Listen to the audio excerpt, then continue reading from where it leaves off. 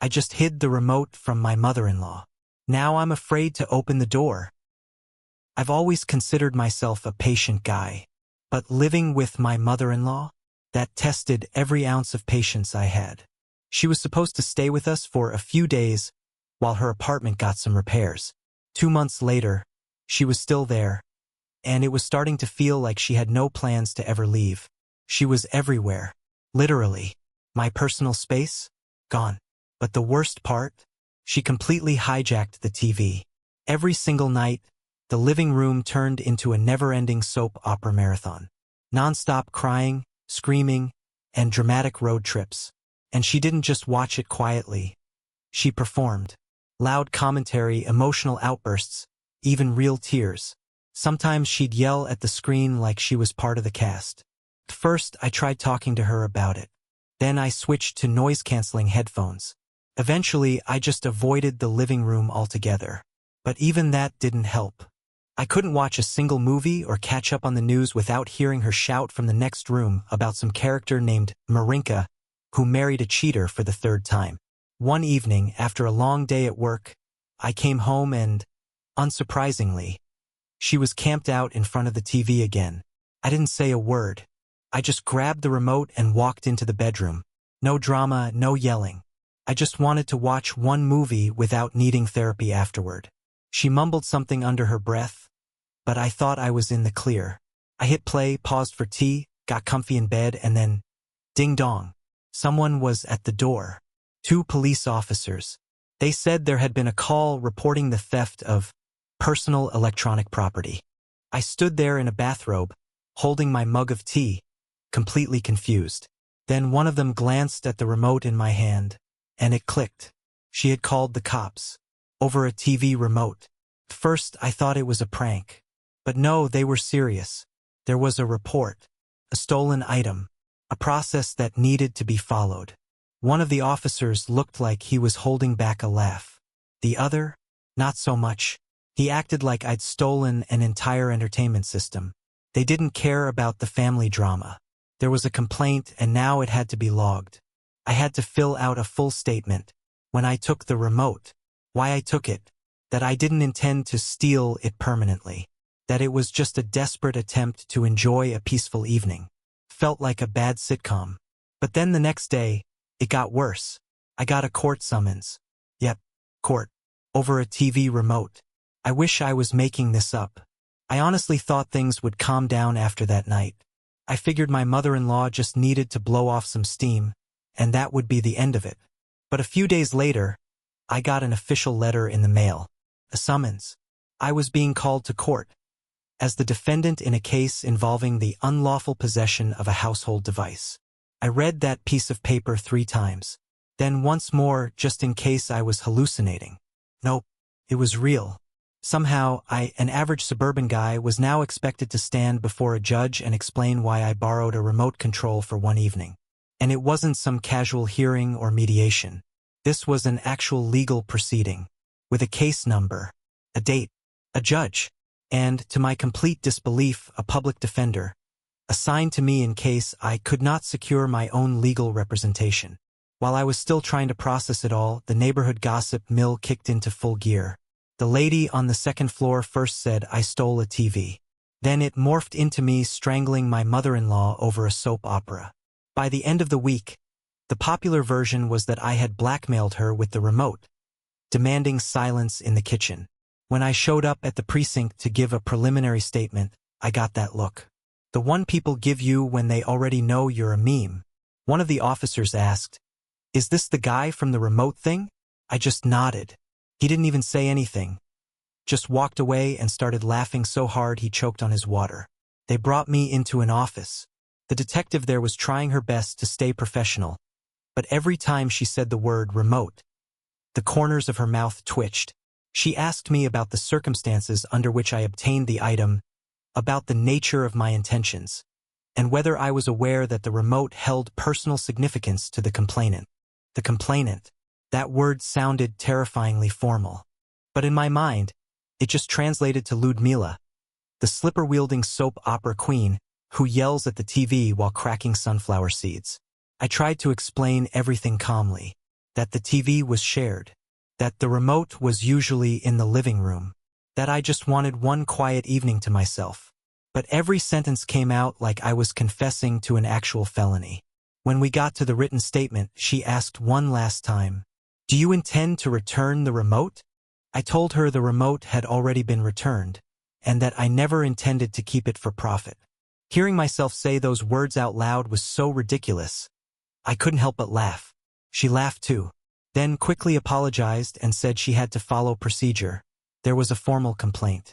By that point, I had surrendered to the absurdity of it all. Felt like a joke that had spiraled completely out of control. Like any second now, someone would jump out with a camera and yell, "You've been pranked!" But no, this wasn't a prank. This was my real life. And somehow I was now a suspect in a case about a remote control. I'll never forget my day in court. I had never even gotten a parking ticket before, let alone been summoned to court. And now here I was on official record. All because of a remote. That remote. The same little black plastic one that now just sat on our coffee table, gathering dust, because no one, not even my mother-in-law, had touched the TV in days. I showed up at the scheduled time. The courtroom was nearly empty. A random couple, some old man, and my mother-in-law. She sat there like she had already won. Back straight. Chin up. That smug, "I told you so" posture. She even brought a folder. Turns out it was filled with printed photos of the remote from multiple angles, the original TV manual, and store receipts. The judge looked like someone had dragged him out of bed at 3 a.m.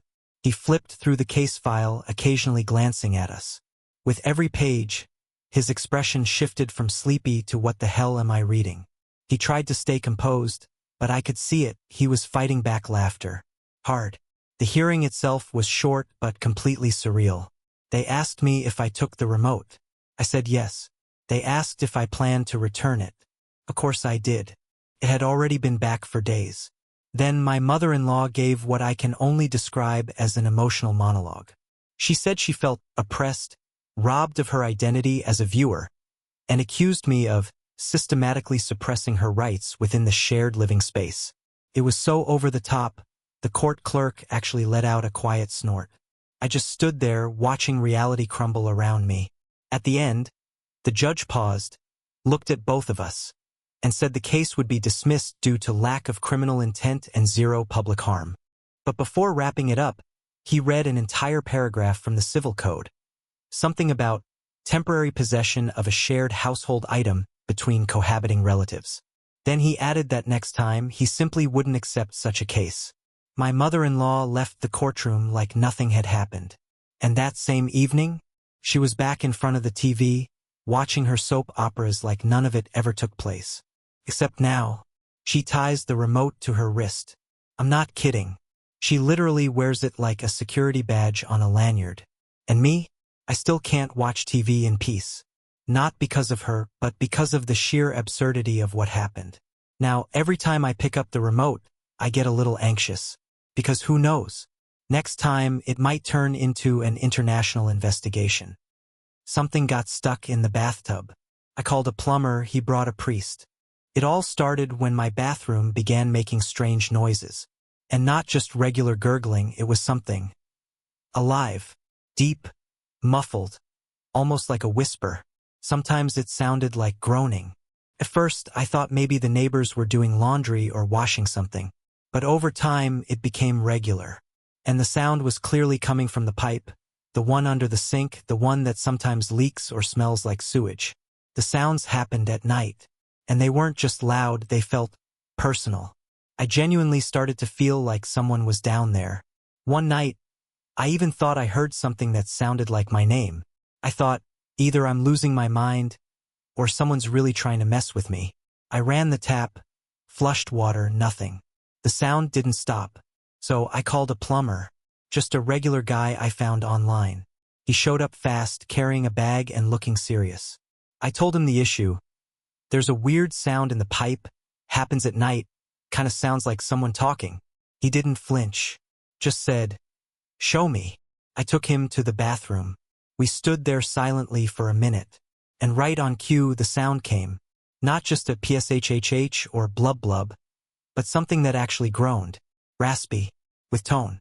The plumber flinched, listened carefully, knocked on the pipe, then listened again, and said he needed to go outside to check the main drain line. I thought, all right, fine. Made myself some coffee. 15 minutes later, he came back, not alone. With him was a priest, a real one, robe, cross, the whole thing. At first I thought it was a joke. But then the priest looked at me seriously and said, "In these cases, it's better to be safe." Turns out the plumber had dealt with something like this before, where similar noises in the pipes turned out to be connected to a supernatural occurrence. I don't know what that means, and honestly, I don't want to. But this time they decided to act early. So there we were, me, the plumber, and the priest, all standing in my bathroom, listening to the pipe. The priest pulled out a bottle of holy water. The plumber held a flashlight. And me? I was just trying not to laugh out loud. But then, the sound came again. Something that really sounded like a whisper. I heard something like, "Let me out." And suddenly, I wasn't laughing anymore. The priest started praying.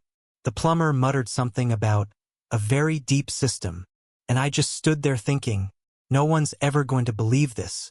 While the priest was reading prayers over the pipe and the plumber stood there with a flashlight and a serious face, I was sitting on the toilet, lid closed, don't worry, wondering at what point my life had gone completely off the rails. The whole scene looked like something out of a low-budget movie, just without the budget or the script. The Holy Father sprinkled holy water along the edge of the sink, reading something in Latin, occasionally glancing at me like he was checking if I was possessed yet. And then it got worse. The pipe didn't just make noise. It started to emit a faint mist. Real mist. Not much, but enough for all three of us to tense up at the same time. The plumber started mumbling something about hydrogen sulfide and thermal moisture. But no one was really listening. The priest simply intensified the ritual and splashed more holy water directly into the drain. I wanted to say something, but then the pipe made another sound. A deep, drawn-out noise, like crying or howling. And for a moment I was genuinely scared. Not because of the sound itself, but because of the faces of those two guys. They weren't joking anymore. The plumber stepped back. The priest began praying louder. I froze. And then, it all stopped. Suddenly, like someone flipped a switch. Silence. We stood in the bathroom in silence for another few minutes, as if waiting for a demon or a mutant rat from hell to appear. But nothing happened. The priest sighed, crossed his arms, and said, "Seems clear now." The plumber carefully looked into the drain and said that, from a technical perspective, everything looks fine. I was too stunned to say anything. Just thanked them both. The priest left after blessing the bathroom. The plumber patted me on the shoulder and said, "Don't even ask how many times I've seen stuff like this."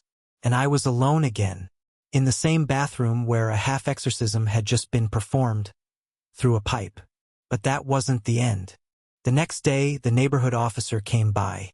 Apparently, some neighbors had filed a complaint. Something about the air getting heavier and hearing voices at night. One old man downstairs even claimed he saw steam rising through the floorboards. I explained it was just the pipes, a plumber came, and everything was fine. But when the officer heard there was also a priest involved, he paused and said, "I'll just write down that there was a leak. It'll be easier that way." And now, it's been 3 days and I'm afraid to turn on the water in the bathroom. Everyone says it's just old plumbing. But I heard it. I remember the sound. I remember someone asking to be let out.